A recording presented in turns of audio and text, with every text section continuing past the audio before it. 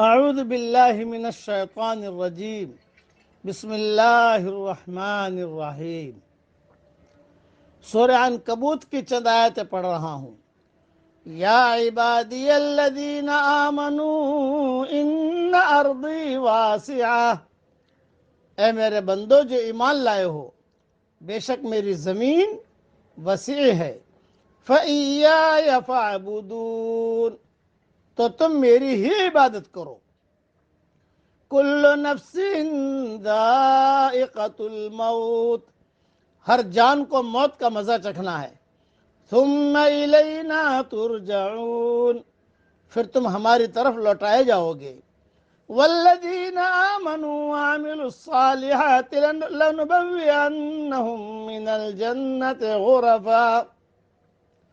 لنبوئنهم من الجنة غرفا تجری من تحتها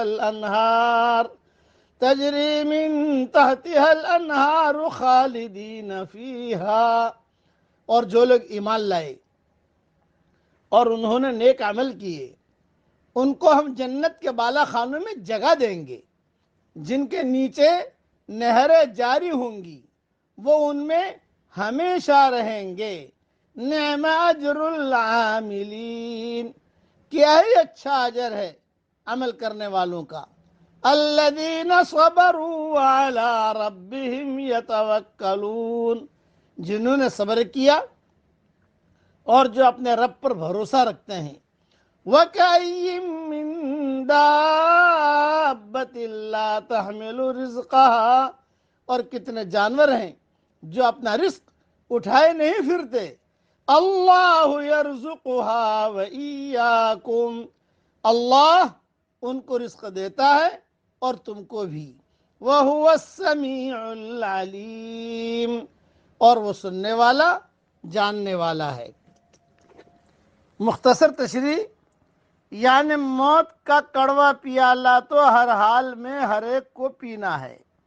ہجرت کرو گے تب بھی اور نہ کرو گے تب بھی، اچھے عمل کرو گے تب بھی، برے عمل کرو گے تب بھی، جوان رہو گے تب بھی، بڑھاپے میں پہنچو گے تب بھی، موت تو جو ہے وہ آنی ہی آنی ہے اور یقینی چیز ہے۔ ہر مذہب والا اسے مانتا ہے، کوئی مذہب والا بھی، کوئی گروہ بھی اس کی مخالفت نہیں کرتا۔ کوئی یہ نہیں کہتا کہ نہیں بھی موت نہیں آئے گی، نہ، ہر ایک کو موت کا مزہ چکھنا ہے۔ ہجرت کرو گے تب بھی اور نہ کرو گے تب بھی، اس لیے تمہارے لیے وطن کا، رشتہ داروں کا، دوست احباب کا چھوڑنا مشکل نہیں ہونا چاہیے۔ موت تو تم جہاں بھی ہوگے آ جائے گی، البتہ اللہ کی عبادت کرتے ہوئے ہم مریں گے تو ہم اخروی نعمتوں سے شاد کام ہوں گے، کامیاب ہوں گے، اس لیے کہ مر کر تو اللہ ہی کے پاس جانا ہے۔ اس لیے نیک کام کرتے کرتے آدمی مرے، قرآن پڑھتے پڑھتے مرے، دین کا کام کرتے کرتے مرے، ذکر کرتے کرتے مرے، خوب اللہ کا ذکر کرو، خوب صبح شام تسبیح پڑھو، تاکہ جب بھی موت آئے تو ایمان کی حالت میں آئے۔ دوسری بات کہ اہل جنت کے مکانات بلند ہوں گے جن کے نیچے نہریں بہہ رہی ہوں گی۔ یہ نہریں پانی، شراب، شہد اور دودھ کی ہوں گی۔ علاوہ ازیں انہیں جس طرف پھیرنا چاہیں گے ان کا رخ اسی طرف ہو جائے گا۔ اللہ تعالی ہم سب کو اپنی بڑی بڑی جنتوں میں داخل فرمائے اور کمال ایمان پر اللہ ہم سب کا خاتمہ فرمائے۔